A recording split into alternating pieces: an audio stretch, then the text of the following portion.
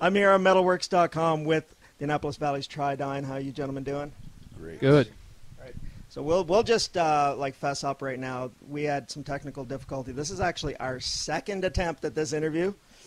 So Hopefully second time's a charm. hopefully second time's a charm. So anyways, so like these guys will kind of anticipate what questions are coming.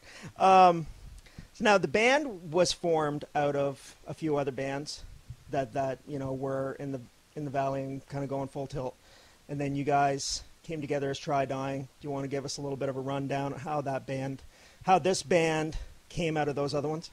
Well, me and him started out in Cyril Sneer together way back when. That's how we originally started playing together. And then I went on to join Arrange and Ruin with with one of your bandmates actually. Yeah. And Brody and Sean were from Tomorrow Remains, and then Endless Era. And anyways, there was another version of Tri-Dying too at one point, which had one guy from Ambush and another guy from Doom Machine at that time. And I don't know, this band went through several lineup changes before we finally actually got to what we're at now. Yeah. Yeah. And it's almost impossible to form a band in this area without having somebody that played with somebody else. Like a band that comes out with all new members, you're almost like, where the hell did these guys come from, you know? Where have they been hiding? Yeah, exactly. More thrash too. Yeah. The first Tri-Dine was more thrash metal. Yeah. Okay. So what kind of caused the change? Was it just the different members? Because I know you're a big metalcore guy, a progressive guy. Yeah, different members, different writing styles. Yeah. I mean, me and Brody brought two whole different styles of writing in, so Yeah. I mean, when it starts with the guitar, that changes it all completely. Oh, no, absolutely. Yeah. So you had mentioned that there was a different version of Tri-Dying. Can we talk about like where the actual name Tri-Dying came from? I think Sean's the man for that one. Yeah, I was walking through a bookstore one day, and I was with my wife, and I looked at the book section, and there was this book called Tri-Dying, and I was like, hey, that would be a great band name. So I came to practice, like the next practice, and I was like, hey, why don't we use this as a name? So we did, and it just stuck. Everybody liked it? Seemed to, yeah. Yeah, it's a great play on words of the die trying. You know, which is basically something that every independent band seems to do, you know, like make it or die trying. So the Tri-Dying is a great play on words for that. And Sean literally almost tried dying once before a gig when he fell off a roof. Yeah, that was right before what was supposed to be your first city gig, yeah. Yeah, it was a bad day. Yeah, falling off a roof is definitely not the way to do. It's not a good pre-show ritual. Now, we had just touched on different playing styles and how you're more of a metalcore, progressive kind of guy. What else do you guys listen to? Like what are the styles that you all bring in, like as far as like what you're listening to and stuff? I like In Flames and Amon Amarth, and I listen to a lot of indie music too, actually. Yeah. That's about it for me. I listened to a lot of. I grew up and I heard Anthrax. I traded a skateboard for an Anthrax tape. Scott Ian was my hero and still is. And Yeah. he and I play a lot like a very thrash style, and I have a really heavy style of playing. I guess that mixes together pretty good with this fella over here. Yeah. And Yeah, I listen to, unlike Brody, I used to listen to Anthrax, and I listen to a lot of death metal, and I like some progressive stuff. I like a little bit of everything, but I think death metal is probably my biggest influence on how I play. Yeah, it seems to almost, it doesn't matter, even if you do listen to a little bit of everything, there's always that one thing that edges everything else out. Yeah, because what I actually like to listen to all the time, the drummers are phenomenal, and I cannot. Yeah, yeah, true enough, yeah. When I started playing, I listened to the classic 80s metal, I mean, like Iron Maiden and stuff like that, but most of these days what I style myself after is more like Endless Sporadic and Protest, is who I look up to as my bassist, right? Yeah. Eric from Protest. Oh, well, he was amazing. So, yeah, that's who I look up to. Yeah, I'll admit I'm not really a Protest the Hero fan, but the 2 times I've seen them live, I just watched him. And he entertained me the whole way with his facial expressions, and the guy's an amazing bass player. Too bad he's no longer in the band, so. Yeah. Yeah. A little bit shitty. Yeah. Yeah, and we covered what I like. Yeah. Progressive metal. I mean, I try to add some melodies to it, and Yeah. you know, it's heavy, but it's got like some nice melodic lead pieces over top of the heavy stuff too. So. Well, I think progressive is almost just a word that just basically says could be anything. Yeah. Like pretty really, much. progressive's almost like a thing. Yeah, we can just do whatever we want. We're progressive, you know, and it's true. You know, a lot of the progressive bands that are out there. So when you guys actually write a song, like because you guys are, I mean, you do a couple covers, but you're predominantly an original band, like most of the original bands around here. How does the songwriting come together for you guys? It usually starts with either me or Brody coming in with a riff or chunks of songs or anything like. Old ideas. Like, sometimes we'll come in and we'll bring up like old songs that we'd written when we first started playing. Yeah. Like, and we've used a lot of them that we wrote when we were really young. Yeah. And not like just taking in the old tickle trunk, I guess. Yeah. It works out pretty good sometimes. Yeah. Victims is actually the main riff in Victims was written when I was like 17. So, Oh yeah.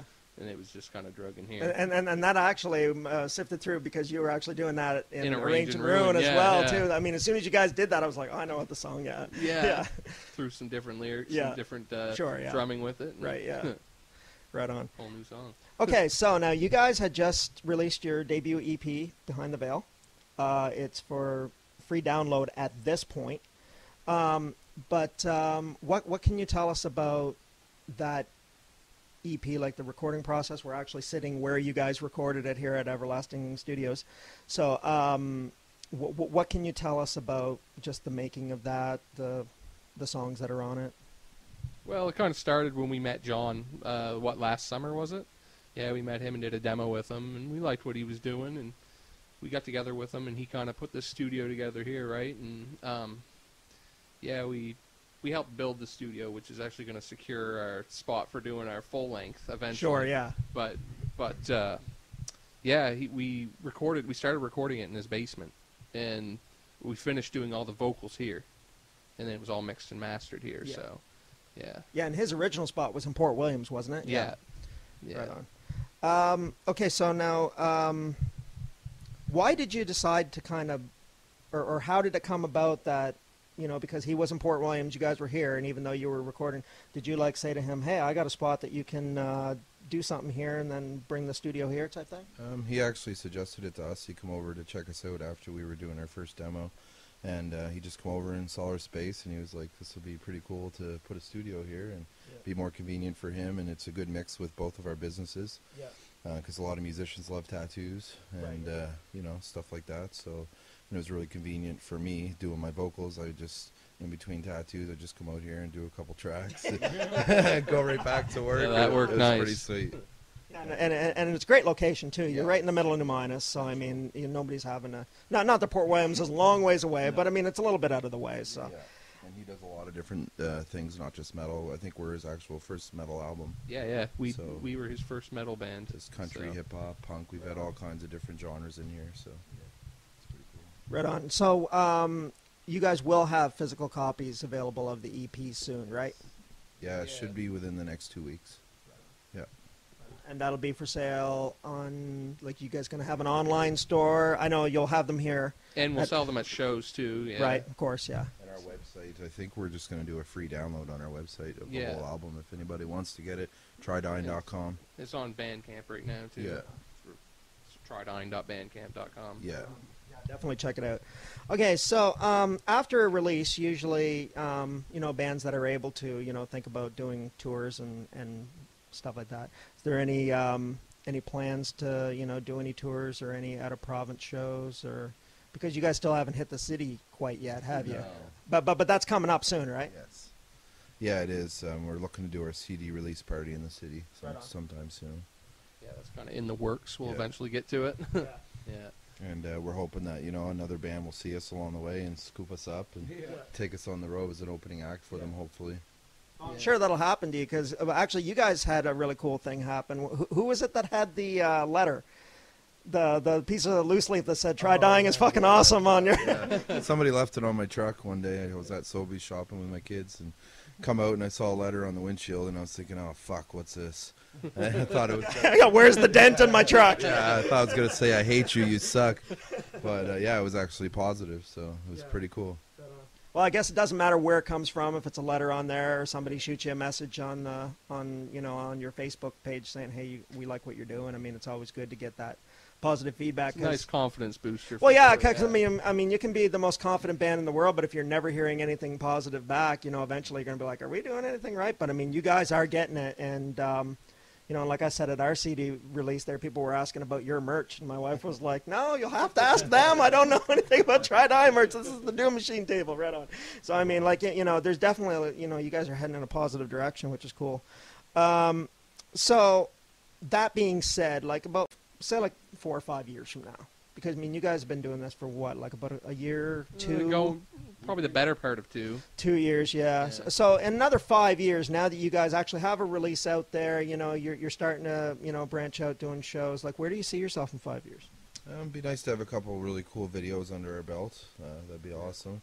And maybe a cross Canada tour. That'd be cool. Yeah, that'd be really sweet. At least Maritimes. Yeah. Even Maritimes would be fine with me. Yeah. I've wanted to do this since I was a kid. Yeah. We're playing our first metal festival this fall, the Maritime Metal Festival. We're looking forward to that. So people can come check us out there, and there's a whole bunch of other awesome bands that are going to play as well. Yeah, I'll be covering that, so Sweet. I'll definitely be seeing you guys there. Very nice. So. Okay, so I always ask like some kooky question at the very end. So, and like I said, these guys have already had a little practice on this. So there's no excuses for not having an answer now. I forget anyway. There you go. He forgets. Is there a TV show, or a TV series, or a movie series that you guys would really like? It would be really awesome if they came and asked, say, "Here, write a song for this," and it could be part of that.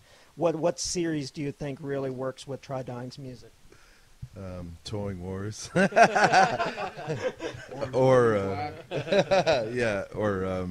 The Walking Dead. The Walking Dead. That'd be a good one. Yeah. How about you, Brody? You got any TV series that you think? I can't really think of any, really. Seriously. Storage Wars isn't bad. But, no. Dawn Stars. We have resurrected ant from the dead. Yeah, that's right. That was cool. Yeah. Twice, yeah. It would have to be, I'd go with Jay, Walking Dead. I would love it if they asked us to write a song for that show. I love it. Any horror movie, really. Yeah. Any horror movie would be awesome, too. Yeah. Sean, did you have anything, or do you want to just stay quiet? No, I'm good. He's good. How about you, Clay? No, horror movies pretty much cover it for me. Okay. All right. He said horror movies just about covered. We didn't have a mic at him, so you probably didn't hear that. So anyways, definitely check out Try Dying. If you haven't, they put on an awesome live show. Their EP is really awesome. I'll have a review up there in just a couple days of it, and it's going to be a good review. I'll just give you the heads up on that. It's going to be good. Awesome. So definitely check them out, trydying.com. Yeah. And when's your next show in the city? July 25th. It'll be at Michael's. Right on. So definitely check them out. Mettalworx, Try Dying. Thank you. The song's called Gallows Hill.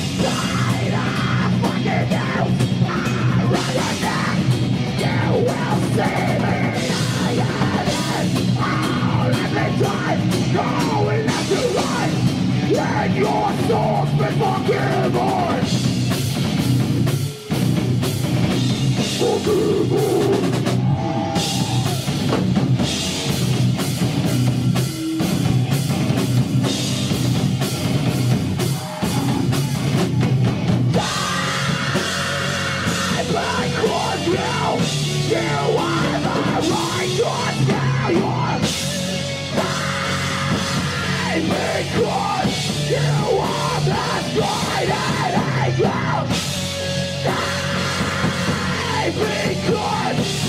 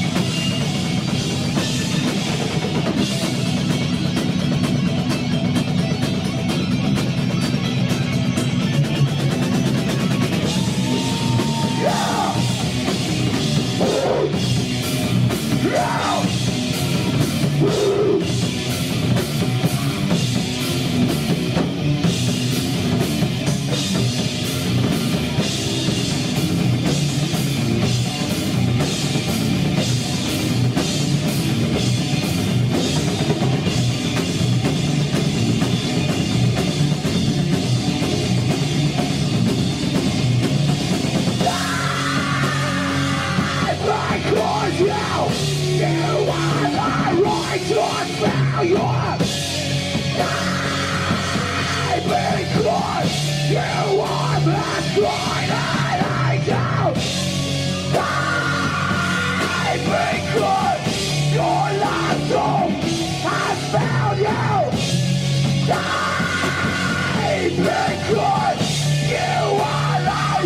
the one.